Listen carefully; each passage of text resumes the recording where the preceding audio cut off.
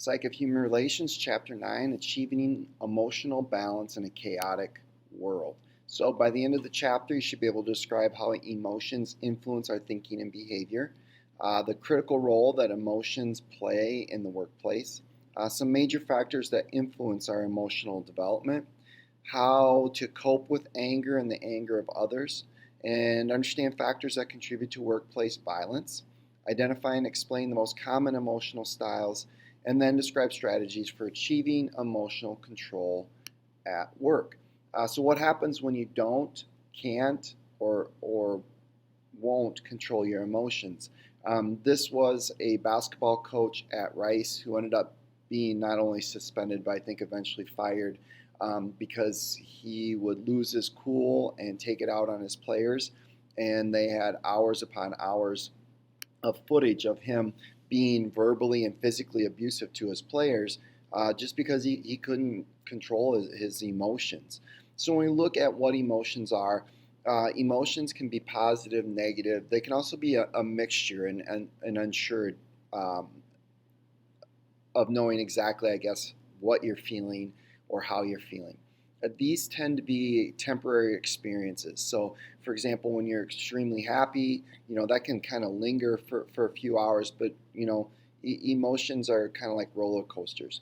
Now, the thing about emotions is they do energize us in terms of our thoughts and our behavior, and emotions can help us direct our attention towards some things and away from others. And so by knowing that, we can kind of harness emotions to get the best out of them and then avoid the worst. And so that's really what this is all about, controlling them. So feelings are activated by a whole host of events that happen throughout the day.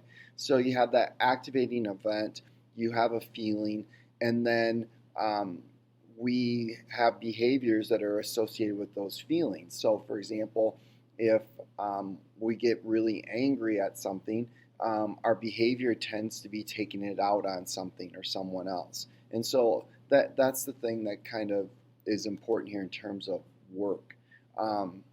Pretty much our choices throughout the day are motivated by one of two things: either our thoughts, our thinking, our reasoning, or our feelings, our emotions. So the big thing with all of this, and the emphasis is going to be, think before you act. Thinking helps us begin to kind of understand and figure things out. And a lot of research shows that when we are in moments of high emotion, the thinking part of our brain tends to turn off. And so we have to kind of be aware of that when we're strongly being moved by an emotion, it's going to be difficult to think. So sometimes we have to wait on what we're going to say or what we're going to do until those feelings kind of are a little bit more under control. So when we look at emotional intelligence, this is the ability to kind of be aware of our emotions and other people's emotions. And it really breaks down into two different things. There's personal, how self-aware we are of our own emotional balance and being able to maintain it. And then there's also social competence, which how well we're able to handle relationships and identifying the way other people are feeling and thinking.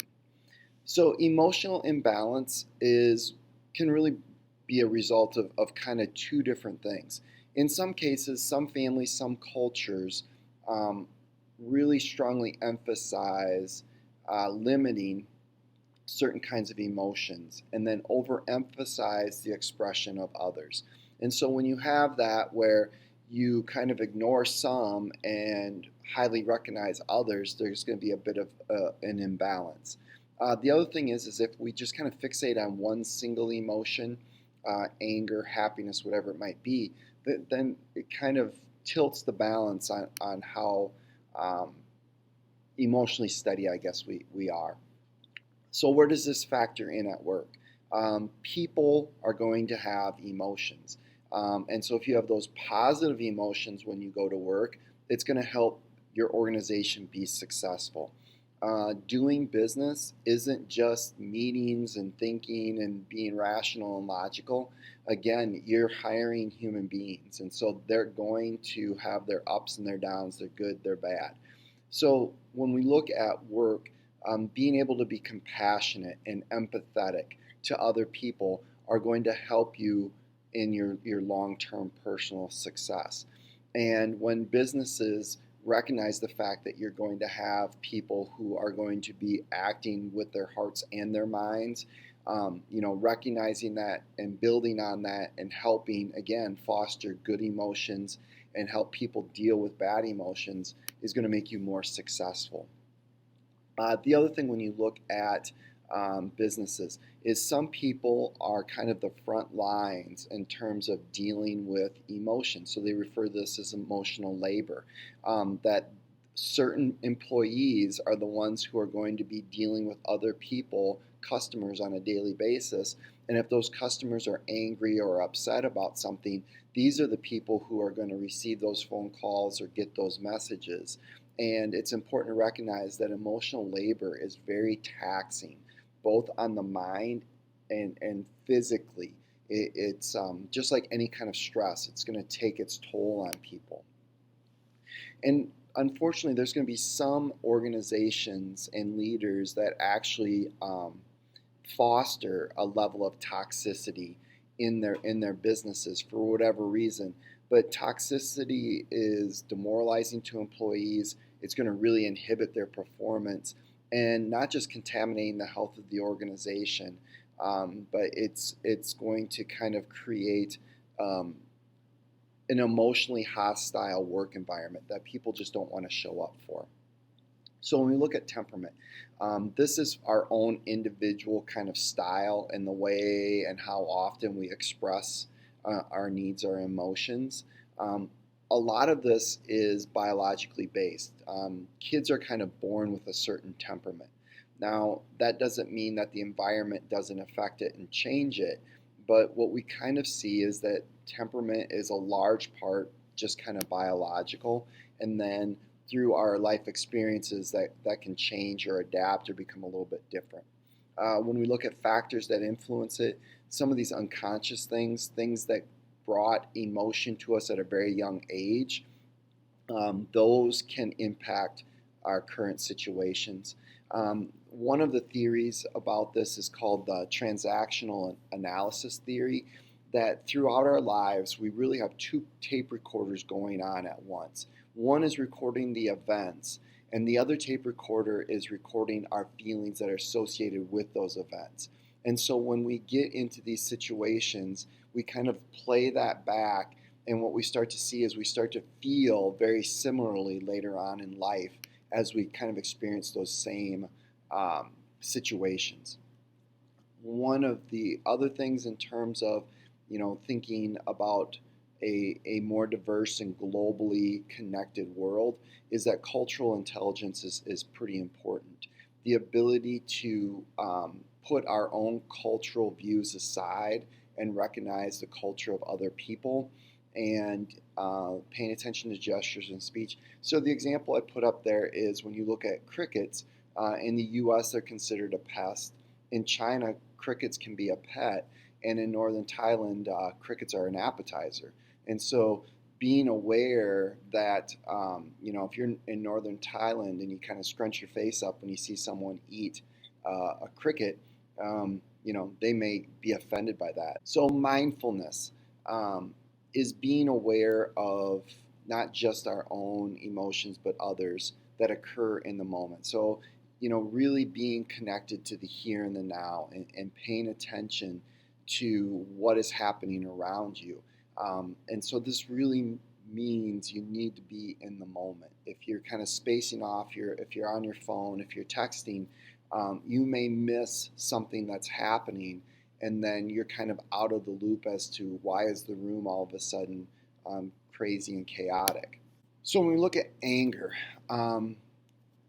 the thoughts, feelings, physical reactions, and actions that result from unacceptable behavior by others. In a lot of cases, we feel angry because we interpret something as an injustice towards us. And one of the keys to being able to deal with this is to talk about it, as soon as possible. If you can get to a deeper understanding of what is going on, then we can kind of begin to see that this wasn't something that was necessarily targeted at us. And then that helps us reduce our anger, and then we're able to see things more clearly. So how can we manage our anger? Um, a lot of it is just developing the skills to be able to recognize when we're starting to get angry, and when other people are starting to get angry, and also understanding kind of the danger of intense anger. This is when people will rage in all kinds of different places. In the workplace, this could be people yelling and screaming, as the basketball coach, dropping F-bombs, throwing basketballs at his players' heads, kicking them, punching them, pushing them. I mean, that's what rage is going to look like. This is going to happen too when workers are stressed out, either because it's a hectic time of year or there's unrealistic deadlines and expectations. The physical environment isn't very good. There's a toxic environment that exists at the workplace, and all of those things are going to make angry and rage more likely. National Anger Management Association has created a scale, and that's in your textbook, from calm to totally enraged.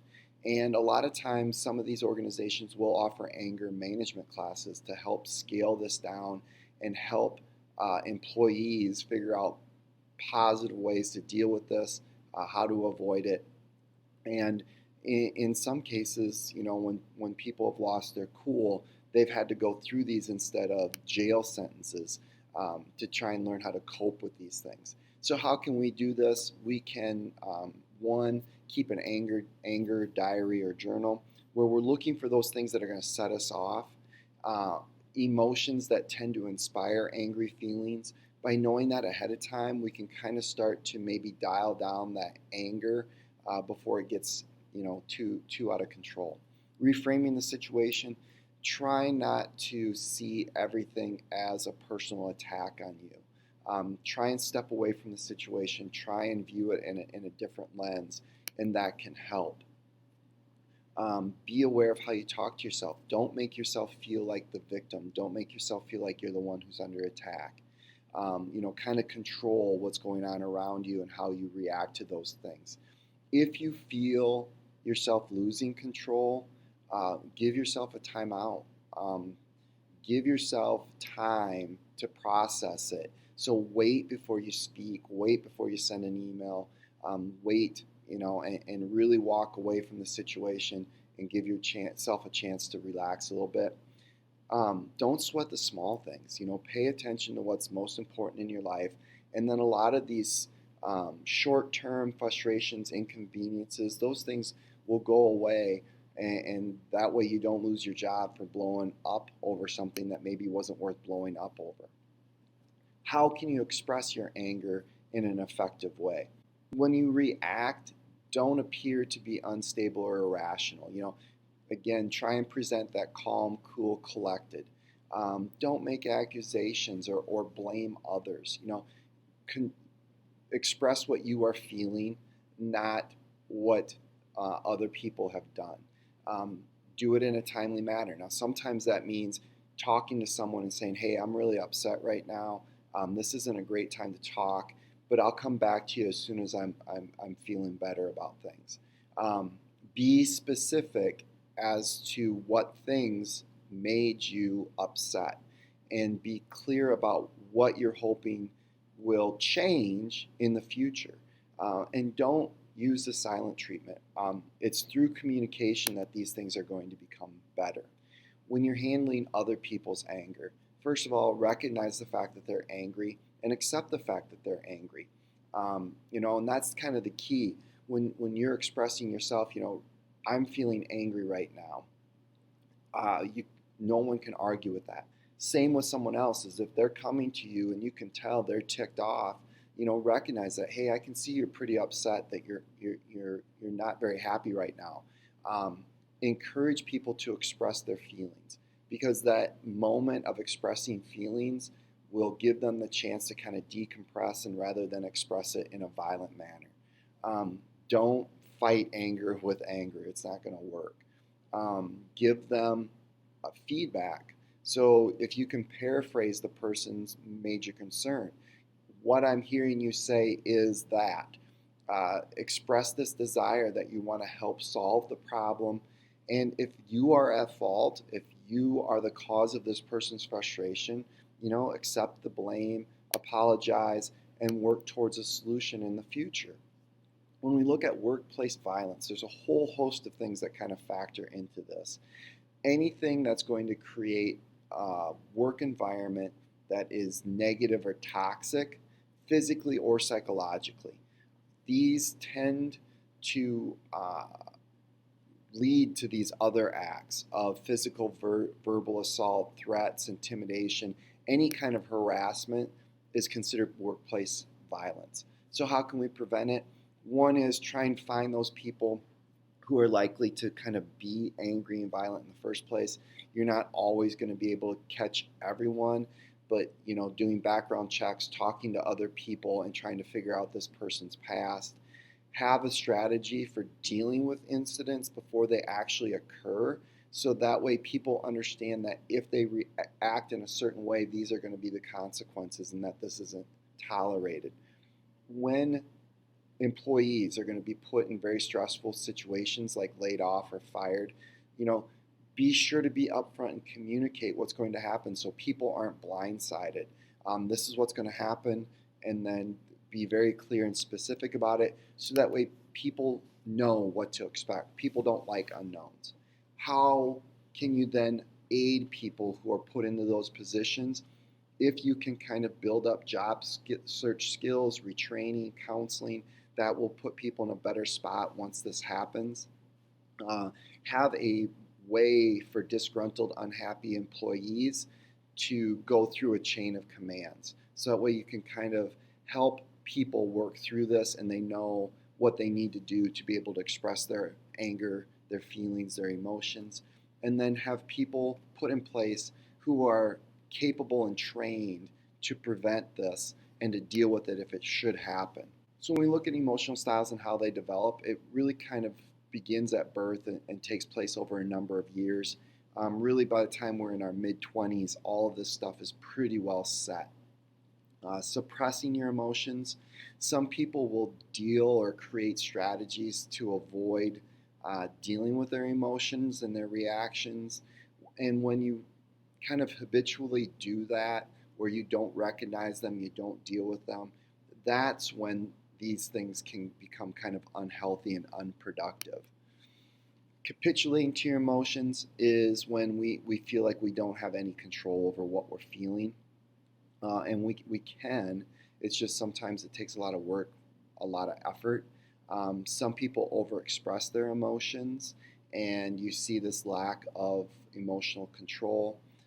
When you accommodate your emotions, you recognize what you are feeling, and you react in a way that's appropriate to the situation. So again, we stop, we kind of analyze how we're feeling, we think about how we're feeling, and then once we have a firm understanding of that, that's when we kind of express what's going on with ourselves. The thing to kind of keep in mind as you're going into the world of work or school or even relationships in general is that we only have so much energy to expend every single day. That's mental, emotional, and physical. And so we really will benefit from being able to discipline ourselves to maximize that energy and not waste it on other things. That's what tends to make us tired and sick and worn down.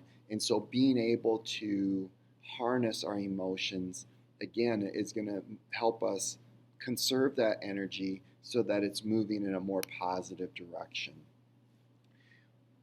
Again, if we can kind of journal and identify our own personal emotional patterns, that can help us recognize when things are going in a bad direction or when things are going in a good direction. Set aside time every day to be able to sit back and reflect on our emotional patterns or the ways that we're feeling. Kind of log situations and emotions throughout the day. Again, so that way you can kind of pick these trigger points, and that way you can either change how you react to those trigger points or you can figure out how to avoid those triggers. And a lot of these are kind of, when you look at them, a bit repetitive. You know, own your emotions, own your feelings. Don't try and shift it to other people. Whenever you can, put things in proper perspective. Take a step back, be realistic, be practical about things. And a lot of times we'll realize that we're losing our cool over really small, maybe trivial things. But again, it's not to say that that's bad, because what happens is we tend to let the little stuff go, and it builds up and it builds up and it builds up. And that's why if you start to recognize those little things, you can change those throughout. The big thing to keep in mind too is that toxic emotions, they can impact you for over 2 years. And so these things are going to continue to linger and you ruminate over them. And so they don't really go away. They just keep kind of adding to your problems. Identify your feelings, express them appropriately. You know, practice. How am I going to be able to express my feelings in a positive way? And so developing those skills and, really being more emotionally intelligent can help you be successful at